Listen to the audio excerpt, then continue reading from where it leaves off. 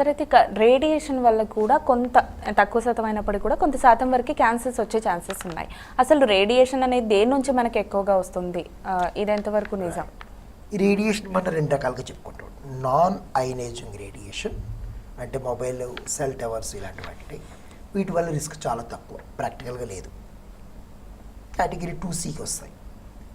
Ionizing radiation, X-rays, తర్వాత post radiotherapy treatment, ఒక cancer కోసం ట్రీట్మెంట్ తీసుకుంటే రెండో క్యాన్సర్ రావడం, ఇవి 1% క్యాన్సర్కి కారణం అవుతాయి. అయితే ఇంకా మనం మల్టిపుల్ రీజన్స్ తీసుకుంటే సార్, ఫ్యాక్టరీస్ ఉంటాయి కొన్ని, మనం చూస్తూ ఉంటాం అవుట్స్కట్స్లో. సో వాటి నుంచి వచ్చే విషవాయువుల వల్ల కానీ ఇట్లా గాలి కాలుష్యం ఇలా అవుతూ ఉంటుంది కదా. సో దీని నుంచి ఎంతవరకు క్యాన్సర్స్ వచ్చే ఛాన్సెస్ ఉంటాయి? ఎయిర్ పొల్యూటెంట్స్ అండ్ ఆక్యుపేషనల్ కేటగిరీలోకి వస్తాయి. వాటి మూలంగా ఊపిరితిత్తుల క్యాన్సర్స్, కొంతమంది ఎవరికైతే స్కిన్కి ఎక్స్పోజర్ అవుతుందో వాళ్ళకి వేరే రకమైన క్యాన్సర్లు వచ్చే అవకాశాలు కూడా ఉంటాయండి. ఓకే.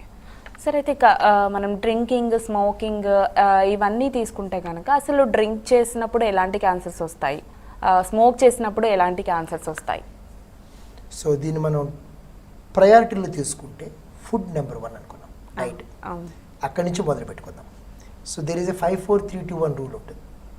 5 భాగాలు నీళ్లు, 4 భాగాలు a good balance of carbohydrates and proteins, 3 భాగాలు ఫైబర్స్, 2 భాగాలు ఫ్యాటు, 1 భాగం మైక్రోన్యూట్రియంట్స్ ఉండేలాంటి ఫుడ్ తీసుకుంటే మనకి అది సమతుల్యమైన ఆహారం అంటాం. అది కూడా మల్టిపుల్ ఫ్రీక్వెంట్గా తీసుకుంటూ ఉండాలి. 3 రకాల కాన్సెప్ట్స్ ఉంటాయి. ఒకటి ఇంటర్మీడియట్ ఫాస్టింగ్ అంటాం, చాలా వింటూ ఉంటాం దీని గురించి. సో వెయిట్ లాస్కి దీనికి వాడుతూ ఉంటాం. క్యాన్సర్ కణాలు కూడా ఆహారం లేక చనిపోతూ ఉంటారు, ఇది ఒక మిస్కన్సెప్షన్. అలా ఉండదు సాధారణంగా. Intermediate fasting is good in some aspects. ఇప్పుడు ఏంటి ఆన్ డిమాండ్ ఫీడింగ్ అన్నది లేటెస్ట్ కాన్సెప్ట్ అనమాట. ఆకలి వేసినప్పుడు మాత్రమే తినండి. ఒకప్పుడు టైమ్లీ ఫుడ్ అనేవాళ్ళు, ఇంటర్మీడియట్ ఫాస్టింగ్ అనేవాళ్ళు, ఇప్పుడు ఆన్ డిమాండ్ ఫుడ్ అంటున్నారు. ఏది రైటు ఏది తప్పు అనేది ఒక 2 నిమిషాలు పక్కన పెడితే తిండి మంచిదే ఉండాలి. అది బేసిక్. సాధ్యమైనంత వరకు close to the nature organic foods తినడానికి ట్రై చేయడం. చెప్పాను కదా, 5-4-3-2-1 రేషియోలో ఉండేలా చూసుకోవడం, అట్లీస్ట్ 2-3 పోర్షన్స్. రెండో పార్ట్ ఆఫ్ ది ఈటింగ్ ఏంటి అంటే all 5 senses should be focused on the food. So దానివల్ల మనం ఫుడ్ అరగడమే కాకుండా the more important thing is it is going to ensure that it will deliver the desired effect అనమాట. అంటే చేతి first చూడాలి బాగుందో లేదు, you need to smell it. అంటే మంచిదో కదా తెలిసిపోతుంది స్మెల్లో కూడా.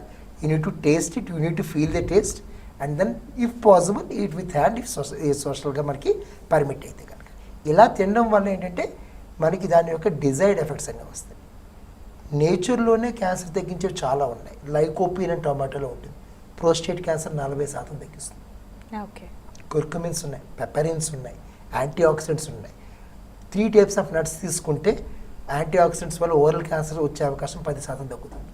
సో ఇలా మనం లెక్క పెట్టుకుంటూ పోతే నేచర్లో మనకి 2 ఉన్నాయి, హాని కలిగించేవి ఉన్నాయి, మేలు చేసేవి ఉన్నాయి. కానీ మేలు చేసే మనం ఇగ్నోర్ చేస్తున్నాం అంతే. సో ఈ ఫుడ్లో చూసుకుంటే this itself is a very big topic. మనం ఎలా తినాలి అని చెప్పన్నది. సాధ్యమైనంత వరకు ఎక్కువ నూనెలో వేపించని మనం తినకూడదు. ఓకే. సో కార్బోహైడ్రేట్స్ కూడా రిఫైన్డ్ షుగర్స్ తినకూడదు, అంటే మైదా లాంటివి.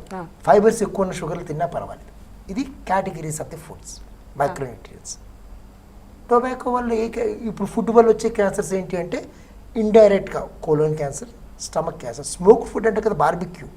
Barbecue is a major culprit for the China and జపాన్లో స్టమక్ క్యాన్సర్స్కి 170% బార్బిక్యూ ఫుడ్ వల్ల వస్తున్నాయి.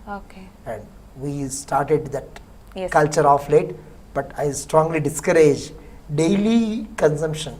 లిమిట్గా ఉంటే పర్వాలేదు, 1-2 సార్లు నెలకి, కానీ చాలా దూరంగా ఉండాలి వాటికి.